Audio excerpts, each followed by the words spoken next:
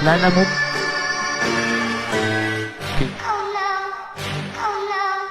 Alright mga lods. So nabigla ako sa pipick upin natin ngayon. Ay patay ka. Nangyari yung cake. Ay sira.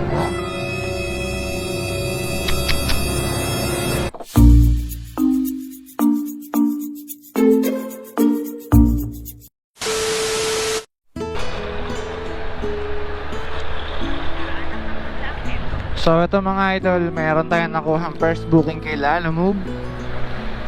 So for pick up tayo ngayon sa location nung pag-pick upan natin.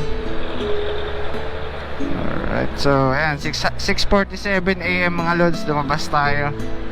So inagahan ko ngayon kasi Sabado, baka sakali tayo na malakas ang booking. Wala namang masama na baka sakali, malay mo makachamba tayo, diba?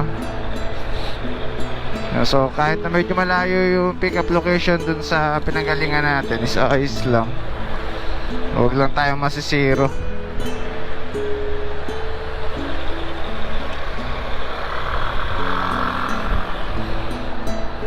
Saan kaya ito? Ito dito tayo sa may Munch Bites. Okay, ito na kaya. Ayun.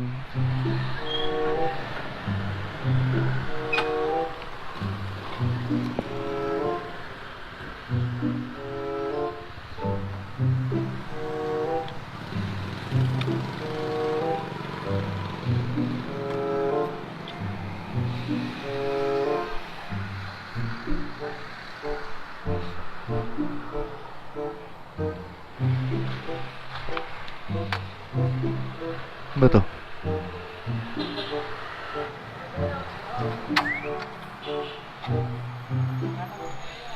Lalamove. Ano pangalan mo?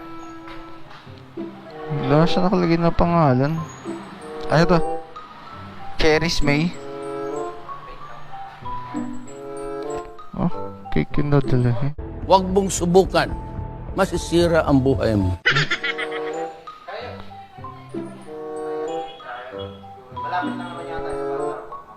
Dun sa ano, Malagasang Tubi.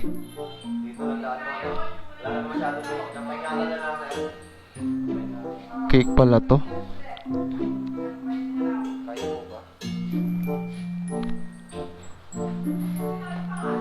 Pag maano siya, hindi man siya mag-alaba, no? Hindi naman. Ano naman yung Fondant ba yan? huwag lang yung biglang tatakot na dyan. Oo. Fondant naman matigas. Oo.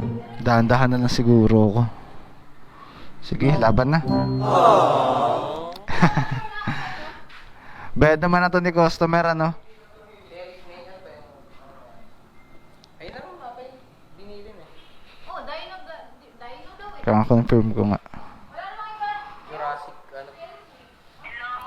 Hello, ma'am. Sa Lalamove po. Andyan ka na, kuya? Yes, ma'am. Ma'am, cake po ba yung pipick upin dito, ma'am? Ah, pipick up ka pa lang? Yes po. Oo.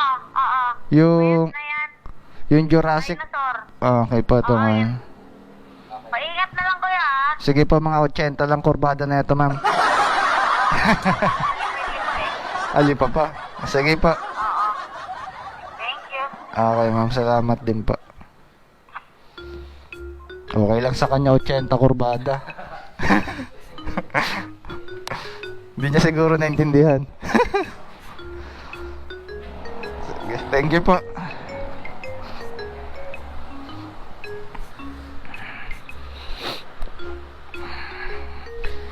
Alright mga lods. So nabigla ako sa pipick upin natin ngayon, sa pinick up ko. Kasi cake pala. Ay.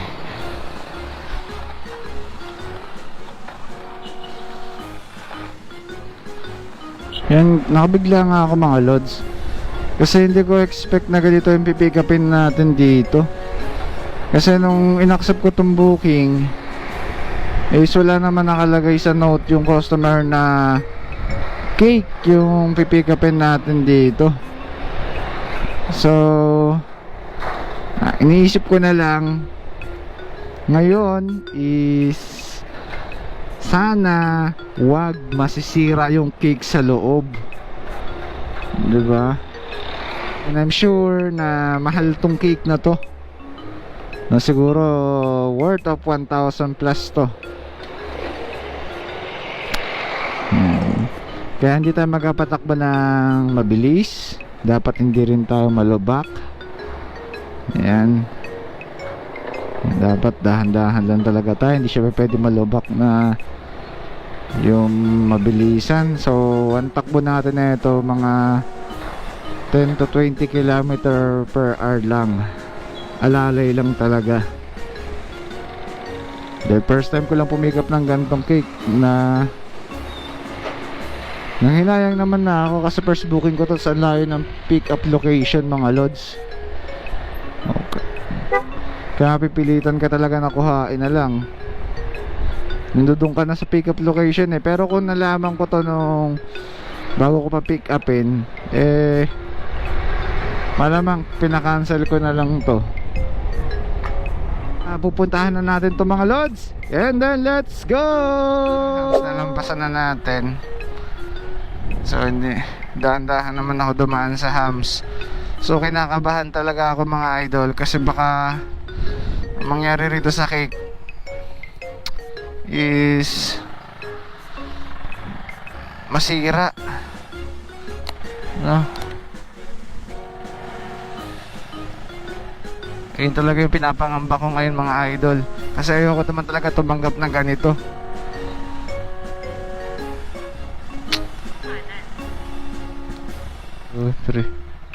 Ito. Lala mo po. Okay. Ay, patay ka. Yung cake.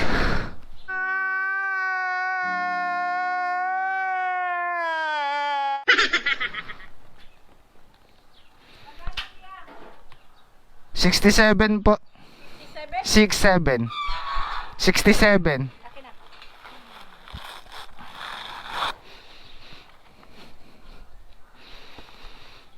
Yari yung cake. Sira.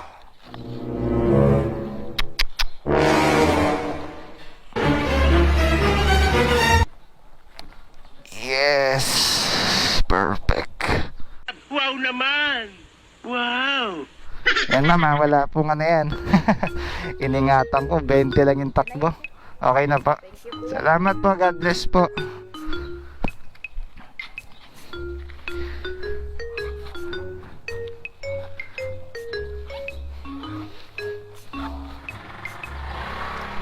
Hey, naku mga lods. Buti na lang at safe nating nahatid yung cake. So walang damage na kahit ano, ni any movement dun sa cake, walang wala. Kasi hindi man tayo nagpatakbo ng mabilis. So gaya nga na sinabi ko kanina, is magpapatakbo lang tayo ng 10 to 20 km per hour. So yun, maganda-ganda naman nangyari. Alright, so kabado talaga ako 20 kanina, malala. Kasi hindi ko expect kung ano mangyayari ron sa cake, pero natuwa naman ako dahil na-deliver natin ng maayos yung cake. So alright mga idol, so dito ko natatapusin ang aking munting vlog. At sana nakakuha kayo ng idea kung paano ang tamang pag-deliver ng cake. Diba?